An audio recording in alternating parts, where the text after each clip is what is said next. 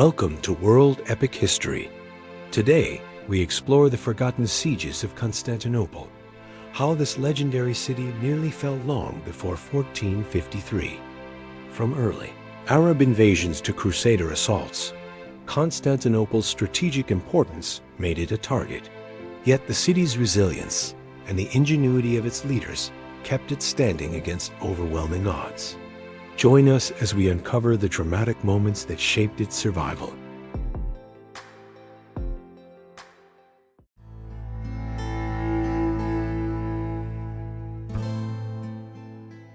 Welcome to a hidden chapter of history, where the walls of Constantinople nearly crumbled long before 1453.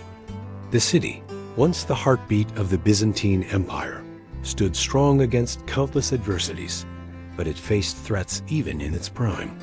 In the year 1204, a fateful siege unfolded, one that would change the course of the city forever. The Fourth Crusade, intended to reclaim Jerusalem, diverted its course toward Constantinople. The siege that followed was one of betrayal, violence, and lasting scars, though it's often overshadowed by the final fall of the city in 1453.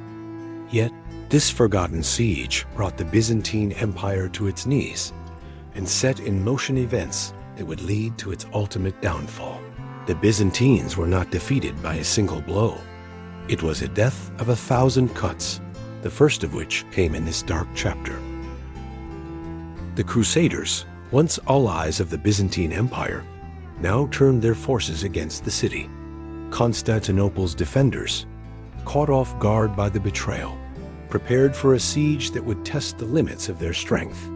The city's walls, known for their impenetrable fortifications, became a symbol of hope and desperation. As the Crusaders encircled the city, the Byzantines began to realize that this was not just another invasion. This was a crusade that would strip Constantinople of its wealth, its power, and ultimately, its soul. But the Byzantines were resilient. With the city under siege, the imperial palace held its breath, knowing the outcome of this battle could shift the future of the empire. For months, the Crusaders besieged Constantinople. The Byzantine defenders, though skilled and resourceful, struggled against the relentless bombardment. The Crusaders, with their superior numbers and advanced siege tactics, seemed to have the upper hand. Yet, the defenders refused to surrender. Inside the walls, the people of Constantinople endured hunger, disease, and the constant threat of attack. But their spirit remained unbroken. They had faced countless enemies throughout the centuries, and they would not bow down to invaders, no matter how formidable. The resilience of the Byzantine people in the face of such overwhelming odds would become one of their defining legacies. The siege took its toll on both sides. As the Crusaders began to grow weary, they realized that Constantinople's walls were not as impenetrable as once believed. The defenders, despite their valor, were running out of resources. Water was scarce, and food supplies dwindled. Yet the Byzantines held on, using every trick in their arsenal to repel the invaders. From boiling oil to burning arrows, the defenders did everything they could to make life as difficult as possible for the Crusaders. The battle for the city had become a war of attrition, with each side hoping the other would run out of steam first. As weeks turned into months, the atmosphere within Constantinople grew tense. In a desperate attempt to break the siege, the Byzantines attempted to forge alliances with neighboring powers. They sought aid from the West, hoping that the same Crusaders who had attacked their city might now come to their defense. But the Byzantine Empire was no longer the mighty force it once was. The Western world had its own interests, and Constantinople was no longer seen as the jewel of Christendom. As the city's defenders waited for aid that never came, the Crusaders' resolve only hardened. They would not leave until they had their prize. The betrayal by the Crusaders was not just a military defeat. It was a cultural and spiritual blow to the heart of the Byzantine Empire. The city's treasures were plundered, churches desecrated, and priceless artifacts were stolen.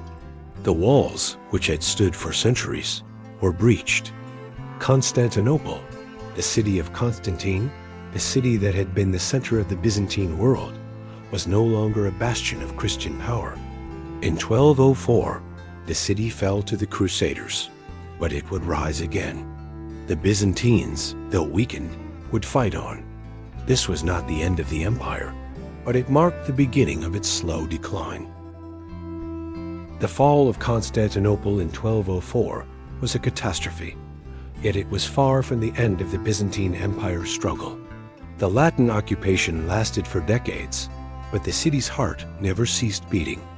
In the aftermath of the siege, the Byzantine resistance regrouped in exile, establishing the Despotate of Epirus and the Empire of Nicaea. These remnants of the once mighty empire were determined to restore the glory of Constantinople. While the Latin Empire crumbled, the Byzantine spirit endured. The desire to reclaim their sacred city burned fiercely in the hearts of the Byzantine exiles. This hidden battle, though not as well known as the final fall in 1453, was a testament to the unyielding will of the Byzantines. As the exiled Byzantines rallied, the city of Constantinople remained under the rule of Latin Crusaders, and the imperial palace stood in ruin. The once grand city, filled with opulence and majesty, now felt like a shadow of its former self. The streets, which had once teemed with scholars, merchants, and pilgrims, were now silent. The once vibrant culture dimmed. Despite the devastation, hope lingered. In 1261, the Empire of Nicaea, led by Emperor Michael VIII Palaeologus, made its move. After years of strategic planning and alliances, they launched a daring campaign to reclaim the city. What followed was a battle that would see the return of the Byzantine Empire to Constantinople. The Byzantines returned not with a great army, but with stealth, strategy, and the support of a handful of loyal allies. The city was vulnerable. The Latin defenders were exhausted, and the fortifications were not as strong as they had once been. Michael VIII, with his forces and the support of the people, managed to infiltrate the city. At the break of dawn on July 25, 1261, the Byzantines marched into Constantinople and reclaimed their capital. The Latin Empire, which had once thought itself invincible, crumbled as the true heirs of the city returned to their rightful throne. But despite this miraculous recovery, the Byzantine Empire was far from restored to its former glory. Though the Byzantines had reclaimed Constantinople, the empire was never fully restored. The scars of the Fourth Crusade were deep, and the empire, now reduced in size and strength, struggled to regain its former dominance. Over the next century, Constantinople faced continuous external threats. From the rising Ottoman Empire to the tensions with the West, the empire was a shadow of its former self, barely holding on by the skin of its teeth. Yet it managed to survive through strategic marriages, alliances, and sheer determination. The Byzantines had learned a valuable lesson. They were not invincible, and their city was always at risk. As the 15th century dawned, the Byzantine Empire found itself in a perilous position. The city, once the center of the Christian world, was now surrounded by the expanding Ottoman Empire. The Byzantines had one hope: the city's walls. These mighty fortifications had stood the test of time and were believed to be impregnable.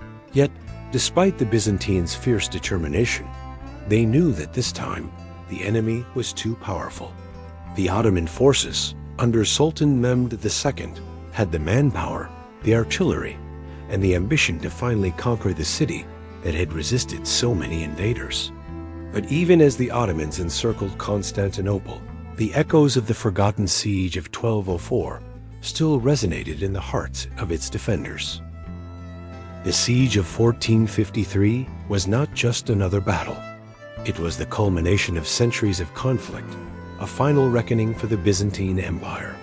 The walls of Constantinople, which had repelled so many invaders throughout the centuries, were tested once more. This time, however, the Ottomans brought cannons massive, thunderous weapons that could tear through even the most formidable fortifications. The defenders of Constantinople fought valiantly, but they were outnumbered and outgunned. The siege stretched on for weeks, with the people inside the city growing more desperate by the day. The once great capital of the Byzantine world was about to fall. As the final assault began, the Byzantine defenders, led by Emperor Constantine XI Palaiologos, made their last stand. The emperor, though outmatched, refused to abandon his city. He rallied his troops, knowing that the fate of Constantinople rested on their shoulders. For the people of the city, the siege was a final moment of unity, as they fought not just for their empire, but for their very identity. Yet, even as the defenders held on for as long as they could, it became clear that the end was near. The once proud city was finally about to fall. On May 29, 1453, after a 53-day siege, the walls of Constantinople finally fell. The Ottomans breached the city, and the defenders, exhausted and overwhelmed, were unable to hold back the flood of invaders. The city, which had survived so many challenges throughout its long history, was finally overcome. As the Ottoman forces poured into the city, the Hagia Sophia, once the spiritual center of the Byzantine world, was converted into a mosque, symbolizing the end of an era. Constantinople was no more, and with its fall, the Byzantine Empire came to a tragic end. The fall of Constantinople marked the end of the Byzantine Empire, but the legacy of the city would endure. Even in its final moments, Constantinople remained a symbol of resistance, of faith, and of an ancient civilization that had withstood the tests of time. Today, as we look back on this forgotten siege, we remember the trials and triumphs of the Byzantines, their resilience, their courage, and their unwavering determination. The history of Constantinople is not just one of military might. It is a story of survival, of endurance, and of a city that nearly fell more than once. Thank you for joining us on this journey through history. Don't forget to subscribe for more captivating stories of the past. The fall of Constantinople sent shockwaves throughout the world, signaling the end of an era for both Byzantium and the medieval Christian world. The city, which had been the beacon of Eastern Orthodoxy, now lay in the hands of the Ottomans. For the Christian world, this was an immense blow, and for the Islamic world, it was a symbol of victory and divine favor. The Ottomans, under Mehmed II, had not only claimed a city of immense historical and religious significance, but had also marked their rise as a dominant force in the Mediterranean. As the city was absorbed into the Ottoman Empire, it was transformed, both physically and culturally, as new architecture, traditions, and people took root. In the years that followed the fall of Constantinople, the Ottomans began their efforts to rebuild and reshape the city. Constantinople was renamed Istanbul, and the once great Byzantine city began to take on a new character. The Ottomans worked to integrate the city into their expanding empire, and under Mehmed II's rule, it became the heart of the Ottoman Empire.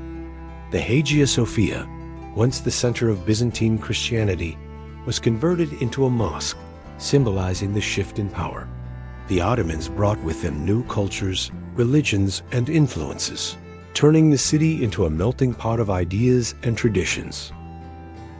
Despite the loss of Constantinople, the memory of the Byzantine Empire persisted. The people who once lived in the city, along with their descendants, continued to carry the cultural and religious legacy of Byzantium. Even as the Ottomans expanded their empire, the Byzantine spirit remained alive in many aspects of daily life, from art and architecture to religion and philosophy.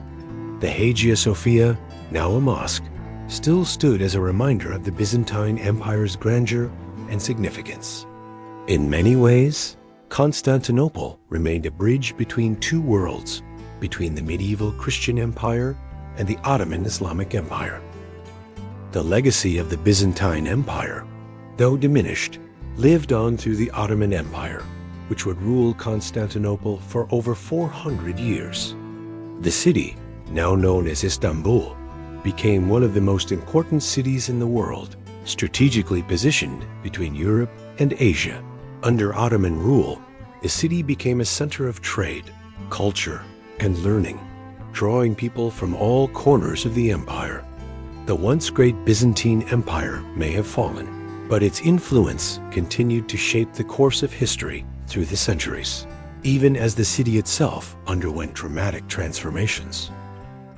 The fall of Constantinople may have marked the end of an empire, but it was also the beginning of a new chapter in history. The Ottomans carried the torch forward, and Istanbul became a thriving metropolis that bridged the divide between East and West. The forgotten sieges, like that of 1204, were mere preambles to the final chapter of Constantinople's history. As we reflect on this story, we understand the importance of remembering these lesser-known moments of the past. For without them, we cannot truly grasp the weight of Constantinople's legacy and its impact on the world. Thank you for joining us on this journey. Don't forget to subscribe for more untold stories from history.